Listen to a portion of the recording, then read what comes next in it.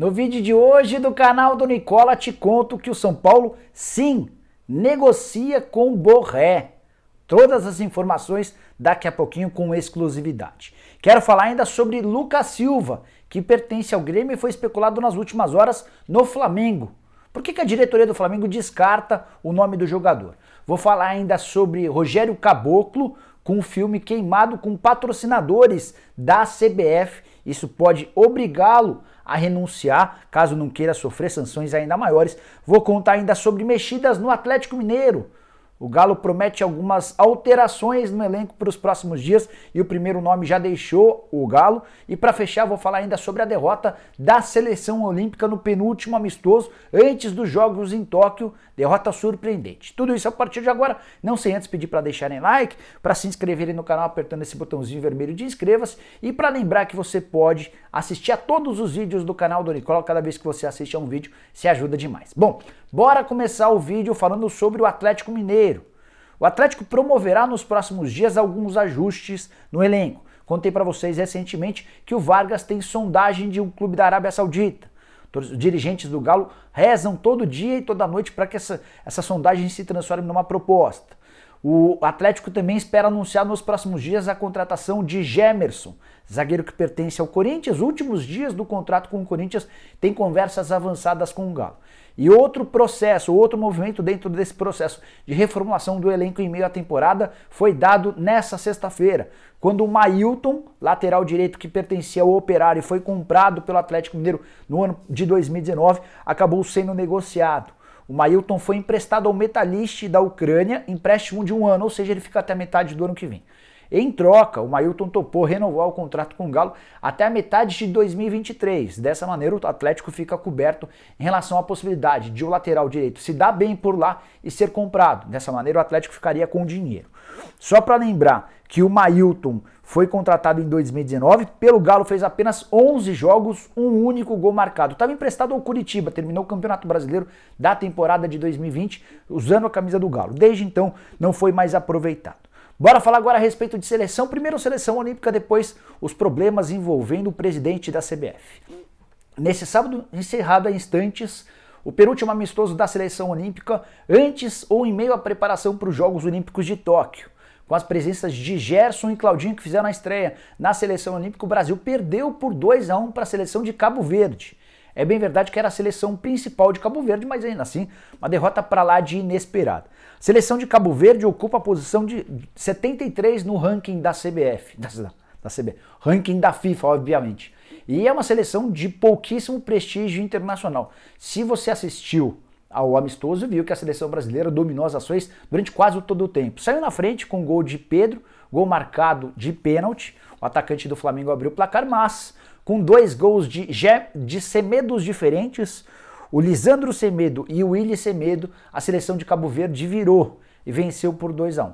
Amistoso que marcou, como eu disse, as estreias do Gerson e do Claudinho, mas que teve outros jogadores bastante interessantes. O Gabriel Menino na direita, o Arana na esquerda. Seleção que teve, por exemplo, o Malcom entrando no segundo tempo. Uma seleção de muitos bons nomes, mas que dentro de campo acabou não vingando. A seleção ainda joga na terça-feira contra a Sérvia, faz parte de um torneio amistoso na Sérvia e é o último amistoso para que o André Jardine, que é o técnico da seleção olímpica, faça as convocações ou faça os ajustes para a convocação final.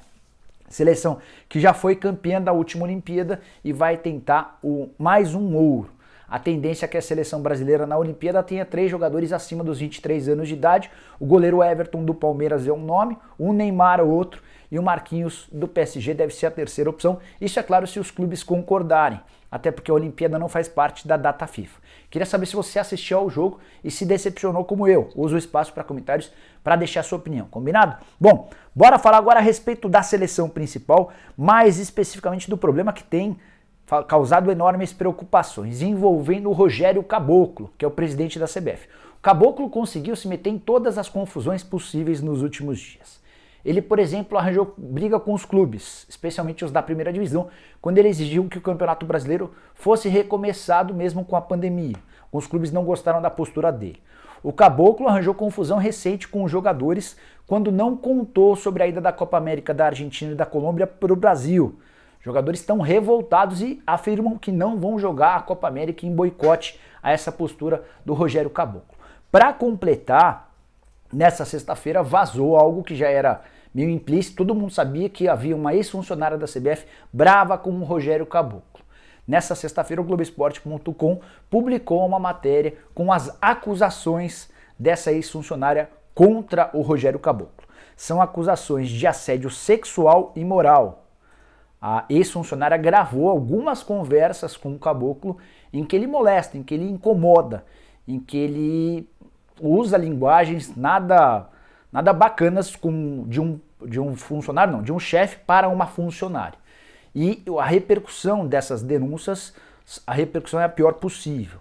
2 dos maiores patrocinadores da CBF já cobraram explicações públicas do dirigente. A Nike, que é a fornecedora de material esportivo da seleção e gasta milhões de dólares por temporada, soltou uma nota. Mesma coisa aconteceu com o Itaú. Você pode até um pedaço do trecho da nota da Nike em que ela cobra explicações. Abre aspas. A Nike está profundamente preocupada com as graves acusações feitas ao presidente da CBF. Seguimos acompanhando de perto a apuração do caso e qualquer investigação futura, fecha aspas. Vale a lembrança de que no final do ano passado, a Nike rompeu um contrato que tinha com o Neymar. O contrato tinha mais 8 anos de duração e o Neymar era um dos principais garotos propaganda da Nike por causa de uma investigação interna. Uma funcionária da Nike acusou o Neymar de assédio. O Neymar se recusou a prestar esclarecimentos para a Nike. E isso foi determinante para que a empresa de material esportivo rescindisse o contrato. Pouco depois o Neymar acabou fechando com a Puma. É por causa desses movimentos da Nike, do Itaú e também de várias pressões que eu imagino que o Caboclo mais cedo ou mais tarde tenha de renunciar. E nesse momento parece que é ou o Caboclo ou o Tite. Se o presidente da CBF se mantém à frente da seleção, é possível que o Tite na próxima terça-feira seja obrigado a pedir demissão. O clima ficou muito ruim entre as partes, porque na reunião da última quarta-feira o clima ficou quente, os jogadores falaram mais alto com o Caboclo e o Tite saiu em defesa dos jogadores em vez de defender os seus, entre aspas, patrões, no caso Rogério Caboclo e outros dirigentes da CBF. Precisamos aguardar cenas dos próximos capítulos para entender que caminho vai levar a seleção brasileira. Bom, bora falar agora a respeito de Lucas Silva, volante revelado no Cruzeiro, passagem para o Real Madrid, também jogou no futebol francês, defende o Grêmio e foi especulado nas últimas horas no Rio Grande do Sul como reforço do Flamengo. Só para constar, agora já é oficial, o Gerson é jogador do Olympique de Marseille. O anúncio não aconteceu ainda, porque o Gerson ainda deve jogar no Flamengo antes de se apresentar no Olympique de Marseille. Mas o acordo está fechado, tudo arrematado, como a gente vinha dizendo há bastante tempo. O Flamengo vai ficar com cerca de 160 milhões de reais.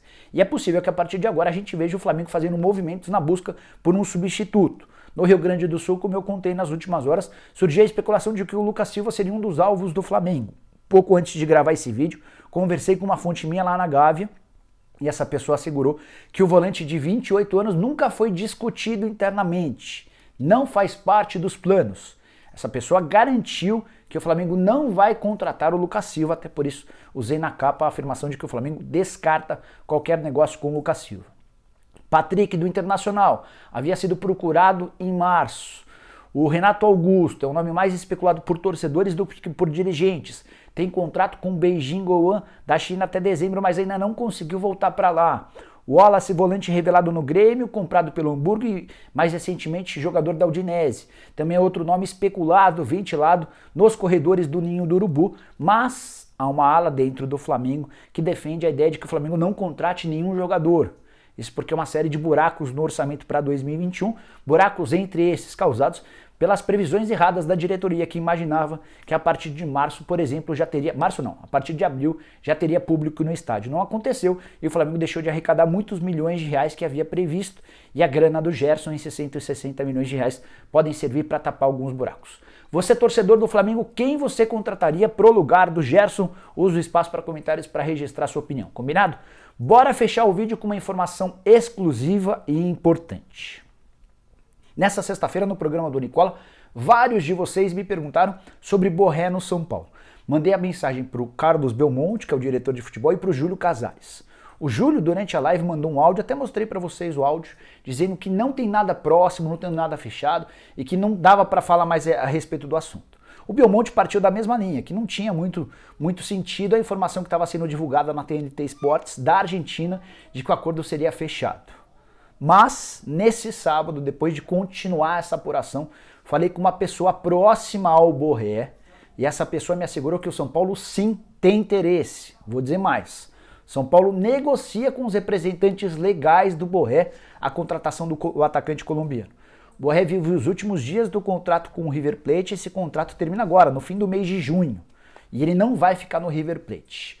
O Borré já teve algumas propostas bem interessantes, a melhor delas do New York City, time da Major League Soccer, onde, por exemplo, joga o Tati Castellanos, aquele atacante que o Palmeiras tentou contratar por bastante tempo. A proposta do New York City foi espetacular, 8 milhões de dólares de luvas e mais 6 milhões de dólares de salário por temporada, números absurdos. Só que o Borré entende que se ele for para a Major League Soccer, pode ficar mais longe do sonho dele de disputar a próxima Copa do Mundo. O Borré que jogou os minutos finais da partida da vitória da Colômbia contra o Peru, jogo da eliminatória na última sexta-feira. No jogo foi na quinta-feira, o Brasil foi quem jogou na sexta. Bom, além do New York City, o Besiktas da Turquia fez uma proposta boa, já recusada pelo Borré, e o Hamburgo da Alemanha fez uma proposta pequena. Essa acabou não valendo muito a pena e o Borré também recusou. Nesse momento, o Borré não está perto de nenhum outro clube. O Porto teve o nome especulado envolvido no Borré, mas não formalizou proposta nenhuma. E o São Paulo, sim, conversa com o atacante colombiano através dos seus representantes legais. Diferente, por exemplo, do Palmeiras e do Grêmio, que recorreram ao André Curi, que não é representante legal do Borré.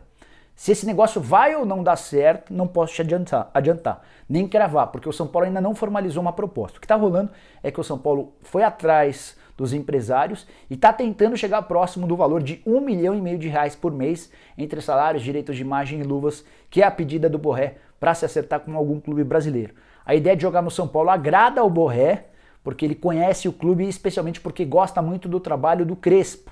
Crespo trabalhou na Argentina, já conhecia o Borré da oportunidade e o Borré tem no Crespo um dos caras que podem seguir ou podem ajudá-lo bastante daqui para frente, tá? Prometo ficar atrás dessa história para não deixar você fora de qualquer novidade a esse respeito. O negócio do Borré é um assunto que interessa bastante porque trata-se de um dos principais jogadores em atividade na América do Sul, vivendo os últimos dias de vínculo com o River Plate. Pessoal, para encerrar, pedir para deixarem like, para se inscreverem no canal, lembrando que a gente volta assim que surgirem mais notícias. Combinado?